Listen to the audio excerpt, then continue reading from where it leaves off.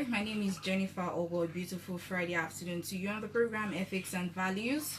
Yes, the program which help you to understand the basic benefits of imbibing, of course, basic values and of course ethics, and also we treat ethical issues that affect the growth of our society. And as much as this might be impossible to believe, but it is only Nigerians that can fix Nigeria. So it only takes Nigerians to fix Nigeria, which is why we keep reiterating on the need to adopt the 7 national ethics as enshrined in Chapter 2, Section 23 of the 1999 Nigerian Constitution. And it's important for you to become part and parcel of this process.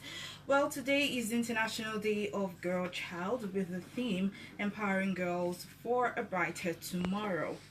And on today's edition, we shall be discussing the girl child empowerment and of course social justice. That is our topic for today. Everything, the rights of the girl child, including the issues surrounding social justice. And of course, we have two beautiful people right here in the studio talking about Barrister Deborah Ware. We are glad to have you on the show. It's always a pleasure. Yes, and of course Hamza Umar. He's right here to give us information and everything we need to know about girl child empowerment and of course social justice. Good afternoon, Hamza. Yeah, hello listeners. Good afternoon, Jennifer. Yes, so we are right here. Today is the International Day of Girl Child, and the theme is empowering the girl child for a brighter tomorrow. I'll start by asking this question because this program is only for 15 minutes. We try to hash out these issues and try to see how we can participate in the development and growth of our nation. What are the issues surrounding social justice in Nigeria? I think I'll start with Barrister Ware. I think issues that have to do with gender, race, religion, nationality, education, mental or physical ability. These are issues that have to do with social justice in our society. Okay. Over to you, Hamza. What's your view on this? Okay, well, mine has to do with societal ills, cultural ills, and also there are boundaries that women have not yet crossed because of social boundaries as well. Okay. Yeah.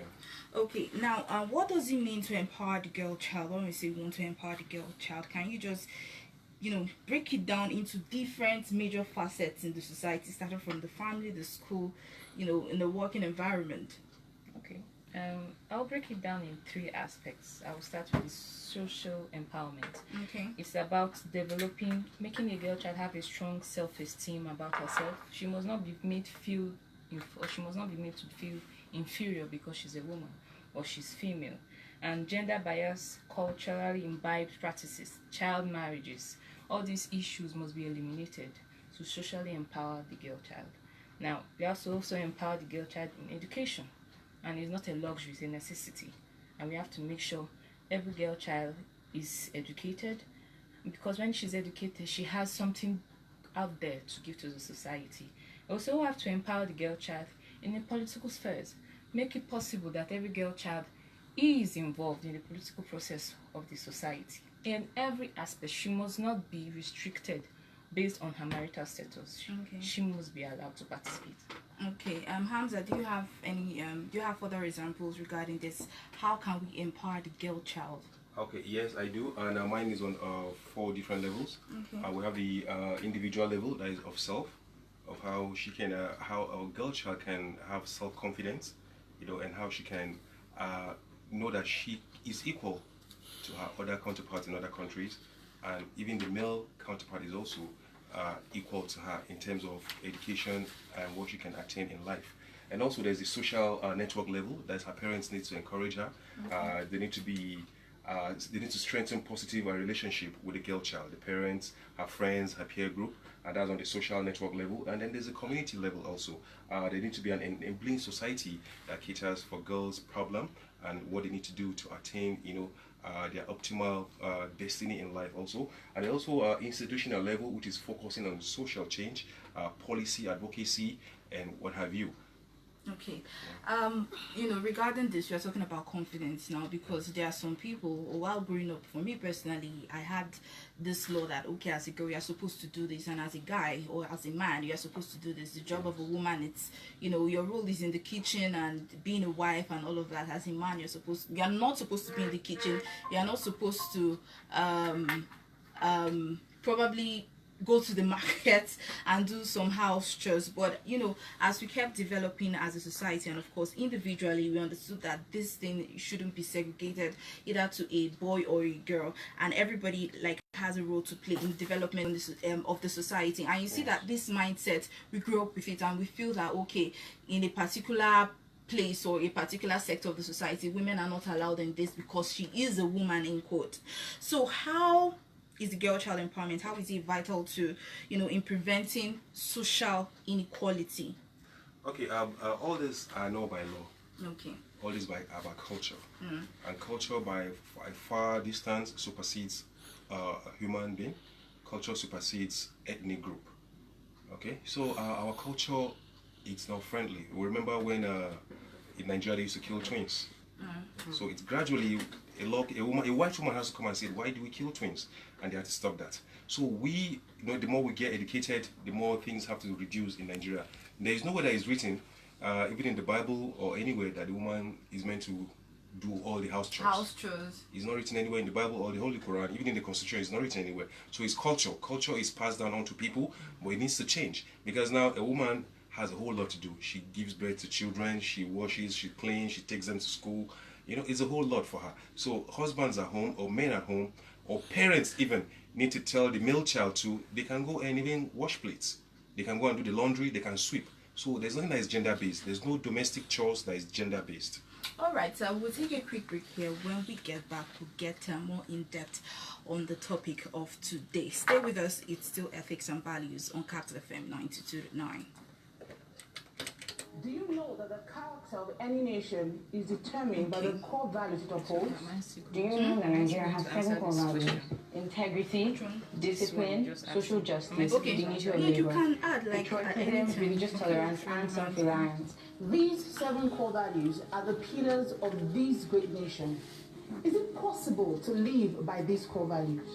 Okay, please, I'll let you to because I talk commit to about live by them. girl child They will rights. inform my overall This behavior recent and sex inspire for myself thing, a and lot others of to people action are not as we aware commit that to they have build the a measure right of to actually action. file Join me against today. to that Make a lecturer. commitment. So you need to You enlighten should them. When we make a say commitment education, to do what are so. we educating them on?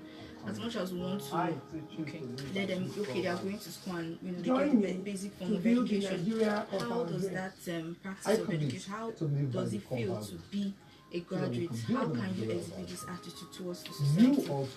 So that's the next question you ask. You could just talk about it basically. I'm following you. Okay, it's alright. It's alright. Alright, it's still the program Ethics and Values on 92.9 Capital FM. And of course, today's topic is the girl child empowerment and social justice. What is the balance between these two? And we are talking about, we've talked about empowerment, empowering the girl child, educating the girl child, they are the same, but I think we really need to go deep into this. What does it mean to educate the girl child? Is enough being in the university and acquiring some basic form of education? How do you spread this attitude towards the society and let the society know that you have what it takes as a girl child to probably be the minister, or to be the governor, or to even be the president? So maybe we could because recently there've been this it's been trending that lecturers in some Nigerian universities, they sexually assault their female students, and watching the video I saw some of them saying that they attempted suicide at some point because they didn't know that they had the right to say no, and you shouldn't be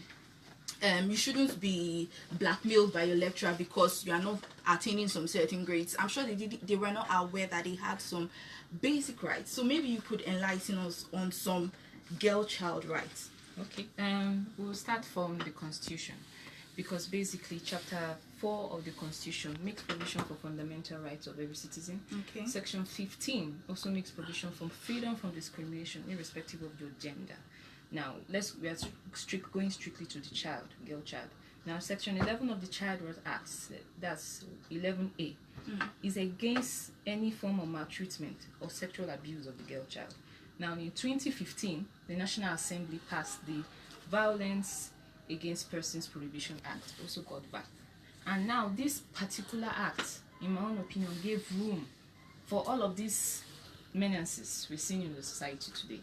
Like the Section 1, sub C, talked about consent obtained by force. You'll be punished.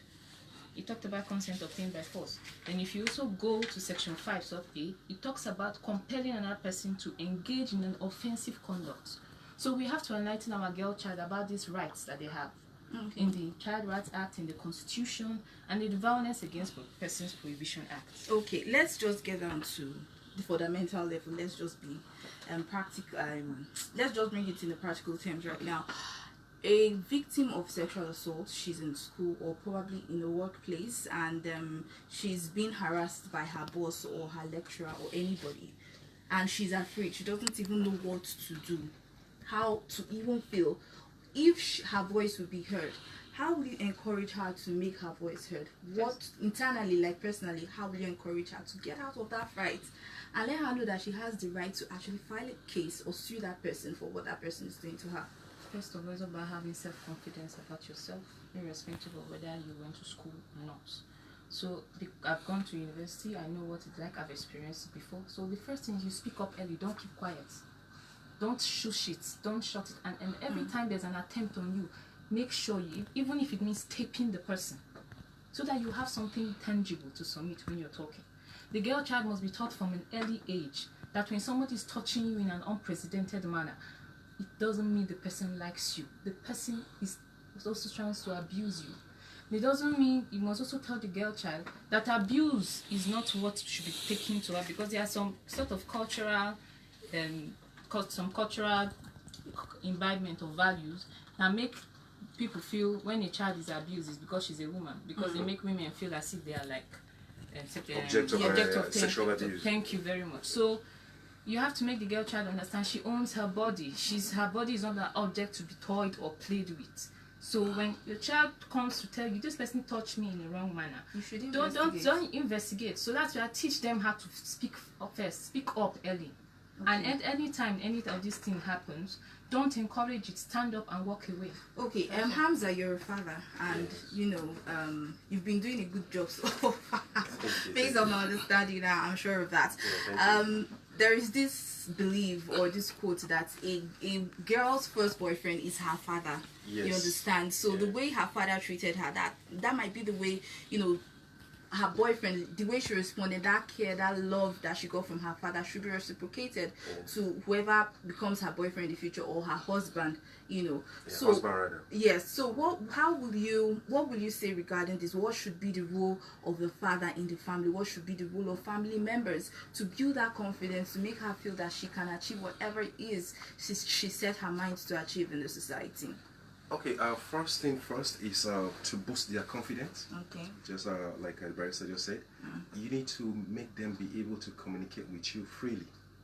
Communication is key. So you don't need to scare your kids away. You need to be their friend. Like my daughters, they call me their best friend. Yes. Do you understand? Yeah. So and I always tell their mother to, to always tell them if there's any form of tempering. Their bodies that they don't like, which she's actually been doing it. And the most important thing is to communicate. There's nothing more than that. Communicate with your children. Make them your friends. Take them to nice places. Let nothing freak them out. Okay?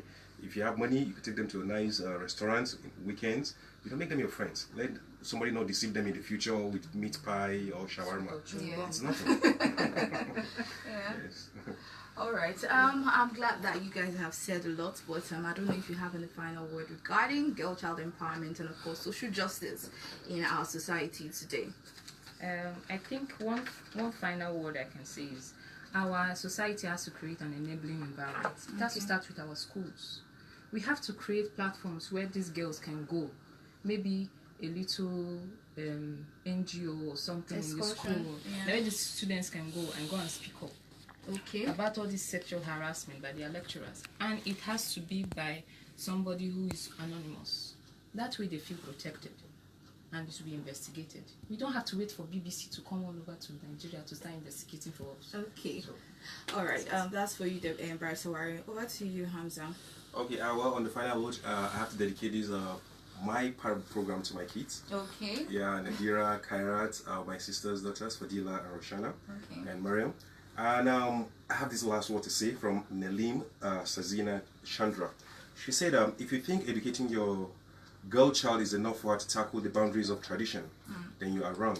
You have to ensure that not only you empower with education, but also make her strong enough to resist the evil of societal pressure, under which she often buckles. Her life and honor are far more important than what people say.